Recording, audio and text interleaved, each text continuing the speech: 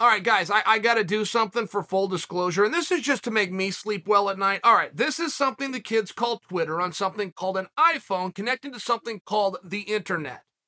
There's an option on here called DM. This is my DM. This is my real-life DM. Is it going up? My real-life DM on a Twitter account that I've had since 2009, and I've amassed about 700,000 followers. Every single human being who's ever followed me, however DM works, if you had to contact me first, or we had a back and forth, or whatever the Twitter rules for DM, every human being out of 700,000 has received a DM from me. I have no ability to keep up on this. I have no ability to do anything other than to come and tell you this one time and hope it clears my name. I was hacked, which in all fairness is a little bit flattering. You've heard of jerks being hacked, but usually it's because they said something stupid and everybody happened to get hacked at 12 p.m. on a Friday night where they're out at the bar, coincidentally.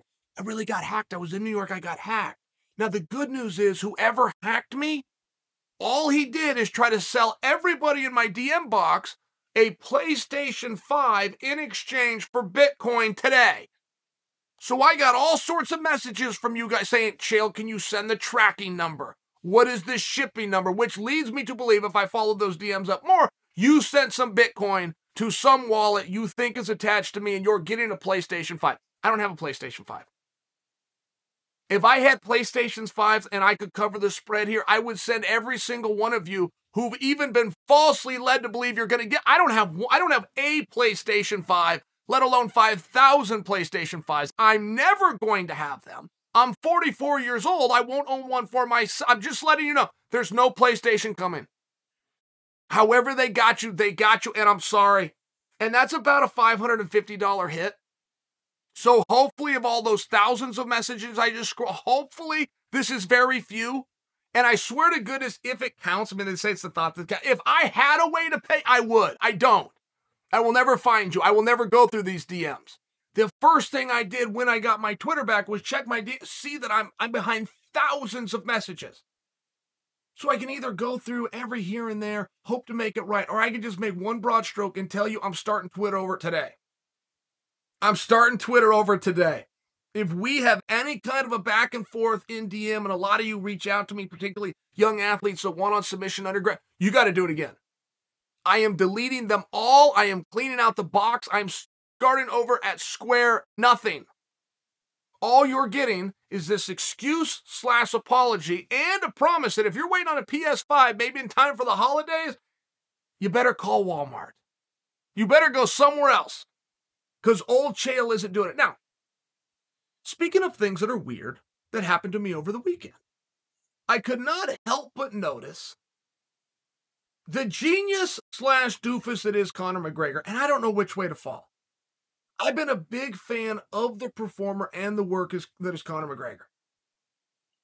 But over time, what was cool when you were 23 isn't cool when you're 33.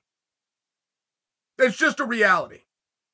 And the guys that have managed to keep integrity and stay in the sport, I'm thinking of the Randy Couture's of the world. I'm thinking of the Dan Hendersons of the world. They matured and they quit being boys. They started being men. They had a phase in there where they were adults. They transitioned to trainers and coaches and gym owners. They quit using profanity when they would do interviews and calling people out. We just saw this with Nick Diaz, right? Nick is getting ready to fight Robbie Part 2, and Nick says, you know what? I now coach kids. I want to show them sportsmanship, but I'm not going to build this fight the way that I did the first one. There's going to be no flip-off. There's going to be no cursing. There's going to be no pushing him at weigh-ins. I am an adult now, and I respect that, and don't you? Because we are, as human beings, we are whoever we pretend to be. And if you got a good circle of friends around you, you got some family members involved in that, they will put you in check and go, hey, dum-dum, that's the character. This is who you are. Oh, gosh. Yeah, you're right. Thank you. So Max is fighting over, and I don't know which way to go with Conor. I'm still pretty pro Conor. But he's getting in this weird line. Max is fighting over the weekend, and Conor is pacing in front of a television with his shirt off. Now, that's weird. If you were 21 and 22 and 23 and you were an aspiring athlete and you're trying to make your first paycheck and line up a sponsor and get a contract and get some level of attention, so you ask somebody in the background to film you with an iPhone, you figure out some basic editing skills, and you upload that to Instagram, I would tell you did a good job. If you're worth an alleged $100 million and on any given Saturday afternoon, you're pacing in front of the TV with your shirt off, you're a nerd. And my biggest fear for Conor is that he is becoming a little rich weirdo. The little rich part was cool, particularly how he did it. Particularly getting out there, putting in more time than anybody else, developing some great skills, calling people out, manipulating the media, waking up early, staying up late, getting to the press conferences, getting to the photo shoots, getting the work in, even if it was in a hotel gym, because that was the best that he could do. Taking coaches, I admired it so much. But when he was 23 and 24 years old, that stuff's badass. That's some cool stuff. 10 years later, a wife and 2 children, if you're still pacing in front of your television, showing off your tattoos to the world that likes cage fight. I mean, in all fairness, right, we're a little bit of a weird group. Can we admit that about ourselves? Nobody's a huge cage fighting fan unless you got a little something in your background, and nobody stepped in there to cage fight unless you got a little something in your background. And if you're 34 years old and you find yourself doing the same thing that you were doing at 24 years old, that's a good clue to stop. That's a good clue to ask yourself, where was my evolution? Got to make sure there's growth, right, guys? Can't get anywhere in life without growth. If you're doing the same thing at 34 that you're doing at 24, if you're appealing to the same audience and the same fans at 34 as 24, this is a sign to stop. Check yourself. Still get the media, still get the attention, still get the rub. Do it in a different way. Now, I don't know who amongst us is in a position to question Conor McGregor, except for myself, in all fairness. The one guy that Conor would listen to something like this is now asking Conor, because I'm not ready to write him off completely.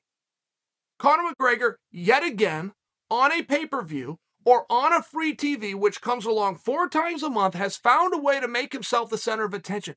That's genius. I don't see anybody else able to do that. I don't want to see Max fall for the same thing that Frankie falls for, that absolutely everybody falls for, which is to see Conor put your name out in a tweet for 3 hours before he deletes it and go look thirsty. I don't want to see you do that. You look like a fool. There was another fool a week ago. There will be another fool a week from now. But if Conor continues to do these things, whether he's a little rich weirdo or not, and I continue to talk about them, at the end of the day, that's a point for McGregor.